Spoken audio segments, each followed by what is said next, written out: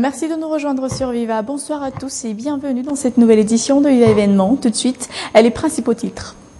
Itos, une petite fille de 10 ans, a le devant sur des bandits armés. Toute seule, elle réussit à éviter le pire. Les détails dans quelques instants. Retour en terre malgache de Ravalman-Namarque, l'État ment. Toutes les procédures requises vont dans ce sens. On fait le point dans cette édition. Aujourd'hui, dans Viva Événement, nous parlerons également politique, du projet de loi de finances pour 2015 plus précisément. Actualité internationale au Burkina Faso, l'opposition dépasse les bornes, l'Assemblée nationale en feu.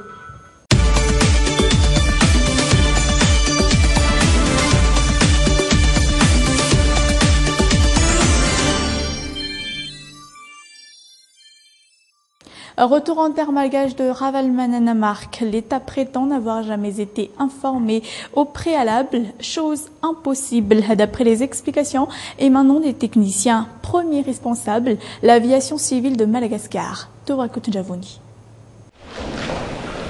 L'État malgache prétend n'avoir jamais été informé au préalable sur le tour en terre malgache de Ravalman-Namarque le 12 octobre dernier. Impossible selon les techniciens. Effectivement, un avion ne peut quitter un pays sans autorisation de décoller. Cette autorisation renferme, entre autres, la liste complète des passagers, des membres de l'équipage, les détails du trajet et évidemment la destination exacte. Ensuite, une fois arrivé à destination, un appareil ne peut se poser au sol de son gré, sauf autorisation d'atterrir. Première informée dans ce cas-là, l'aviation civile de Madagascar. L'ACM se charge ensuite d'informer la gendarmerie nationale, puis le ministère des Affaires étrangères et enfin le ministère des Transports.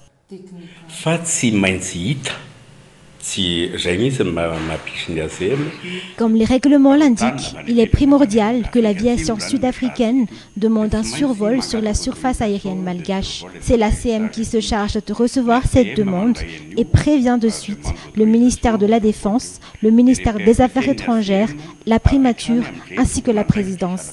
La douane ainsi que les services de gendarmerie sont aussi en connaissance des faits. Ces diverses institutions sont en charge d'accepter ou pas la demande. Si la demande est acceptée, les plans de vol doivent être effectués et les renseignements y afférents, tels que l'avion, les pilotes et les passagers, doivent être inscrits.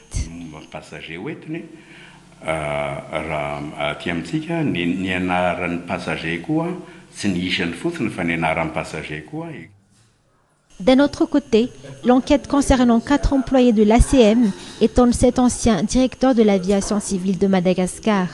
L'ACM se charge de 44 aéroports et l'ADEMA de 12 autres. Ceux dont se charge l'ACM sont pour la plupart sous la vigilance des gardiens.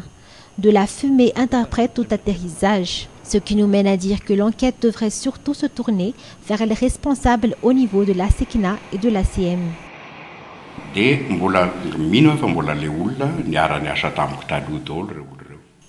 En ma connaissance, les gardiens sont toujours les mêmes. Les formations reçues par ces gardiens consistent à protéger les passagers. Ils doivent aussi assister le vol effectué.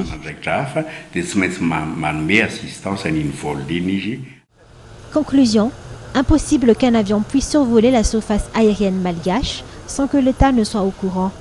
À moins que Ravalman-Namarque n'ait eu recours au transport maritime avant d'avoir pris un avion après avoir accosté la côte malgache.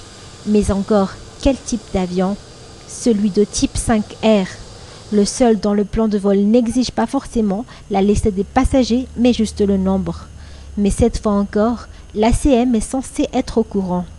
L'ACM dont le premier responsable est le directeur général, mais jusque-là, il n'a pas été touché dans cette affaire. Nous en avons parlé maintes fois dans le journal, 3 jours aujourd'hui, que le projet de loi de finances pour 2015 est au palais de Timazaz. Que renferme-t-il? Eh bien, entre autres, ça parle du taux de croissance. La loi de finances rectificative 2014 prévoyait une hausse de 7% pour 5% en 2015. Le projet de loi de finances pour 2015 concerne également la somme de 4 889 milliards d'ariars pour les dépenses en l'an 2015, soit un budget haussé de 14% comparé à celui de cette année 2014. Selon les membres de la Chambre basse, ce projet de loi de finances sera à l'ordre du jour pour une séance plénière d'ici la semaine prochaine. Repartage. Impossible d'atteindre les 7% de hausse du taux de croissance en l'an 2015. Aucune grande différence entre la loi de finances rectificative 2014 et celle prévue pour 2015. Une hausse de 3% du taux de croissance seulement est enregistrée. Comparé au dollar et à l'euro, la dépréciation de l'arrière est de plus en plus évidente. Elle atteint les 10%. L'application des prix exacts par rapport au coût du carburant. Cette année, les dépenses sont évaluées à 4 463,8 milliards d'arrière pour un budget de 2 983,2 milliards d'arrière requis sous paiement de taxes et impôts. Les impôts hausseront d'ici 2015, alors le budget de l'État atteindra les 3 552 milliards d'arrière. L'État doit encore rembourser ses dettes. Elles atteignent les 1 739 milliards d'arrière, soit 3,4% du PIB. Ce projet de loi concerne un emprunt de 409 milliards d'arrière aux bailleurs de fonds pour un don de 181 milliards d'arrière, toujours des bailleurs de fonds. Cette hausse de 7% du taux de croissance est encore loin. En tout cas, elle ne sera pas pour 2015. Point final de cette édition. Merci à tous de votre attention. Merci d'être restés avec nous jusqu'au bout. Excellent week-end en compagnie de Viva. Au revoir.